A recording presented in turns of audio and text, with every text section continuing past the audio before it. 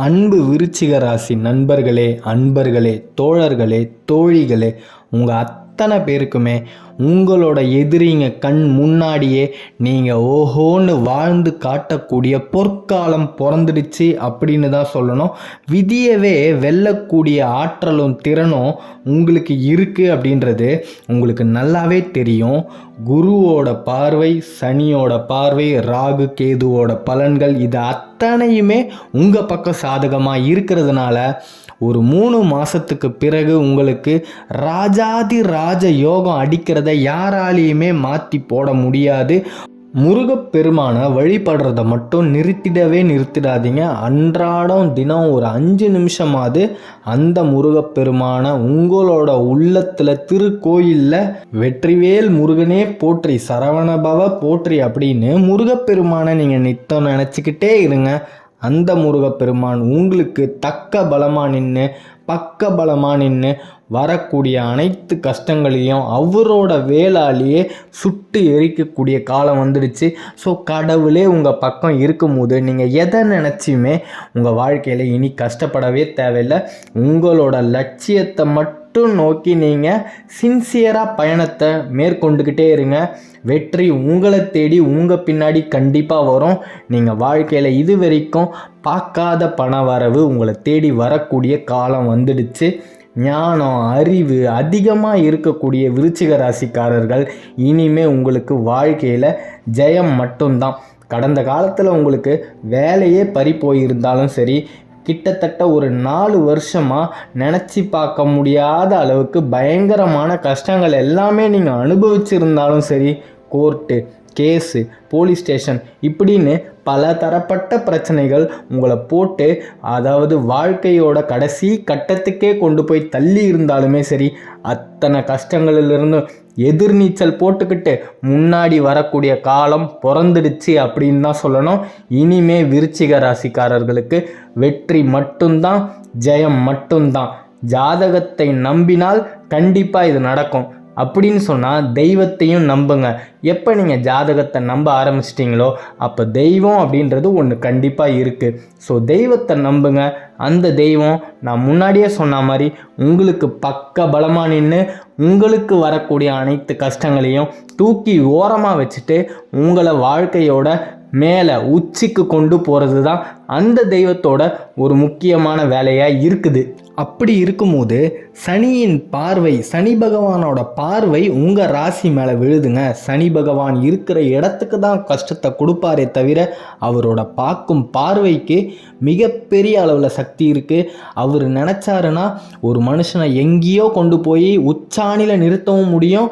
ஒரு மனுஷனுக்கு கொடுக்கவே முடியாத அளவுக்கு, அவனால் தாங்கவே முடியாத அளவுக்கு கஷ்டத்தை கொடுத்து அவனை அதில் பாதாளத்துலேயும் தள்ள முடியும் அப்படின்றது உங்களுக்கு நல்லாவே தெரியும்.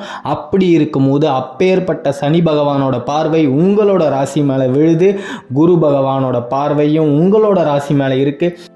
அப்போ இத்தனை கிரகங்களோட பார்வை உங்கள் மேலே இருக்கும்போது உங்களை இதுக்கு மேலே எந்த விதமான ஒரு தீய சக்தியாலையும் அழிக்க முடியாது. மற்றவங்களோட தீய எண்ணங்களாலேயும் உங்களோட வளர்ச்சி தடைப்படாது. உங்களோட வளர்ச்சி இனிமேல் மேன்மேலும் ஓங்கிட்டே தான் இருக்கும். நீங்கள் உங்களோட எண்ணத்தை சுத்தமாக வச்சுக்கோங்க, மனசை சுத்தமாக வச்சுக்கோங்க. நீங்கள் இருக்கிற இடத்தையும் உங்களோட வீட்டையும் உங்களோட இல்லத்தையும் சுத்தமாக வச்சுக்க முடியலனாலும் பரவாயில்ல, உங்களோட உள்ளத்தை ரொம்ப ரொம்ப சுத்தமாக வச்சுக்கோங்க. ஏன்னா உள்ளத்தில் தான் தெய்வம் குடியிருக்கு அப்படின்னு நீங்கள் நம்பக்கூடியவர்கள். அதனால தான் சொல்கிறேன், உங்களோட மனசை சுத்தமாக வச்சுக்கோங்க. அந்த இடத்துல குடியிருக்கிற உங்களோட முருகப்பெருமான் கண்டிப்பாக உங்களுக்கு நல்லது மட்டுமே தான் செய்வார்.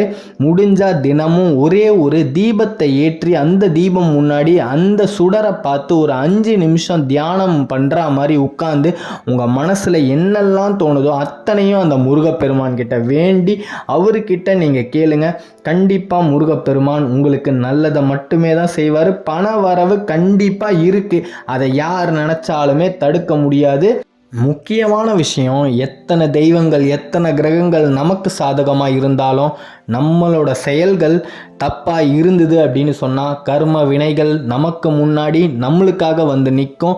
அப்படி எந்த விதமான ஒரு செயலும் தப்பான முறையில் போகக்கூடாது. தெரிஞ்சோ தெரியாமலோ ஏதோ ஒரு இடத்துல தப்பு செஞ்சிட்டீங்க, அதை சரி செய்யணும் அப்படின்னா என்ன செய்யணும் அப்படின்னு கேட்டிங்கன்னா ஒரே ஒரு விஷயந்தான், தானம் பண்ணுங்க. உங்களால் முடிஞ்சது, நீங்கள் ரொம்ப கோடிக்கணக்கில் லட்சக்கணக்கிலலாம் தானம் பண்ண வேணாம். உங்களால் முடிஞ்சது ஒரு 5 10 யாரோ கஷ்டப்படுற ஒரு ஏழைக்கு ஒரு வேளை சாப்பாடு வாங்கி கொடுங்க. அந்த மாதிரி தானம் பண்ணுங்க. அந்த தானமும் தர்மமும் கண்டிப்பாக உங்களை காக்கும். தர்மம் தலை காக்கும்னு அந்த காலத்திலே சொல்லி வச்சாங்க.